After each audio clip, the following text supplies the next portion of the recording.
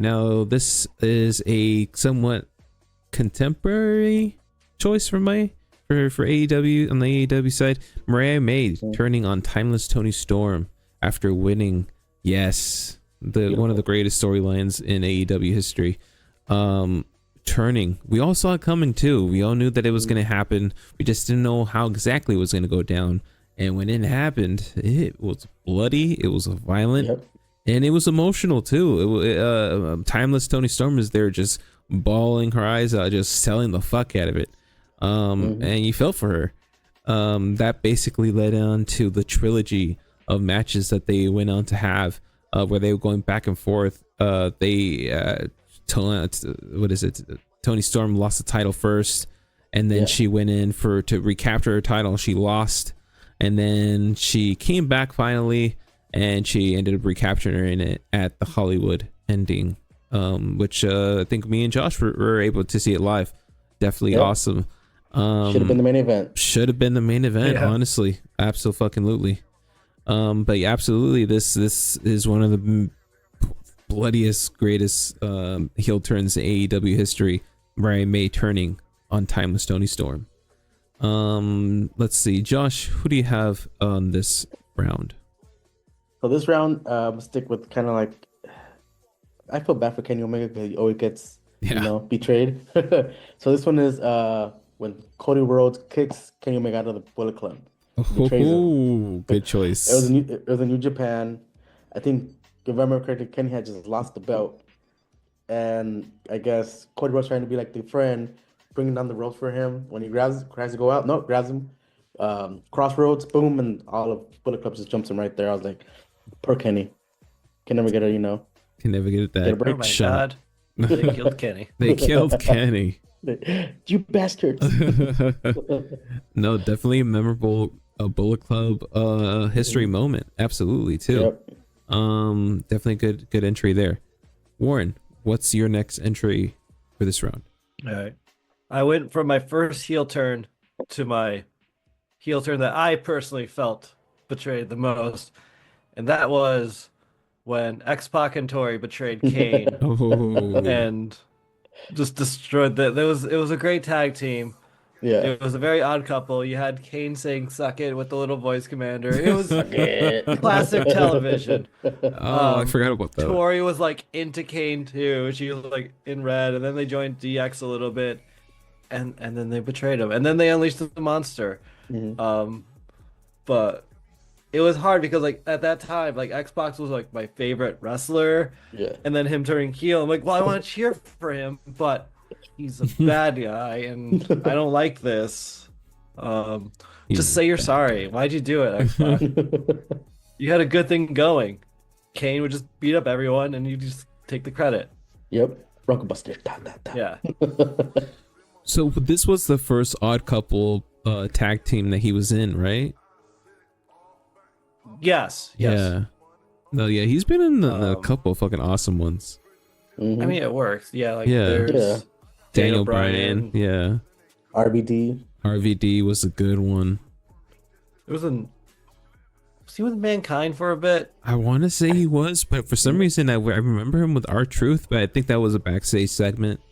And are we doing Kane with the mask or Kane without the mask type of deal?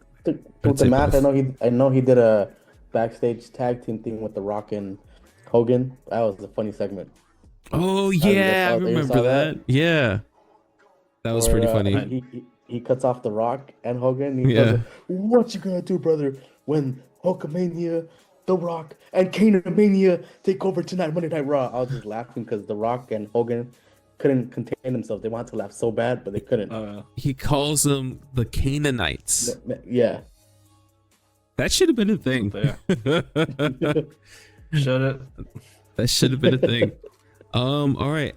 Good entry there, Warren. Let's go ahead and keep it going. For this round here, I think this might be the last round here.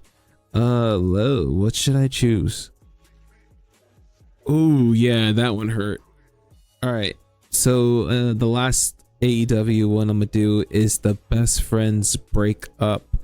Trent Beretta turning on both Chucky T and specifically Orange Cassidy.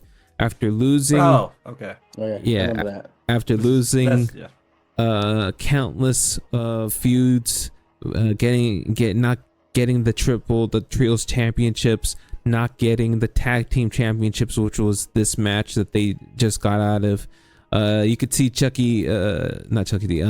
Beretta after every match just kind of just getting sour and more sour, kind of like you could see it, and eventually it happened. He turned. As they were doing the iconic group hug, he goes in and does a running knee to Orange Cassidy, and the whole crowd goes fucking like, whoa, like you couldn't believe it. You could hear it in the crowd. Definitely a memorable breakup, because this team was one of the fucking most loved teams. Next to the Acclaimed, I want to say these guys were one of the like face tag teams up there, biggest face tag teams up there. Definitely memorable for me. Josh, what is your last entry? Before I go to my last entry, sticking with AEW, yeah, there might be one this Sunday, another breakup. Who are you talking about? FTR. FTR, that's right. That's kind of looking like that might be the thing. I kind of like it because it would make sense. Like, what else are they gonna do? They've already had the tag team titles. Yeah, and the Bucks are not there, so they can't feud with the Bucks. So they can't feud with the Bucks, and they can try throwing in another. Can't feud with anyone else, I guess. Yeah. It makes sense. It makes sense. Yeah, I like it.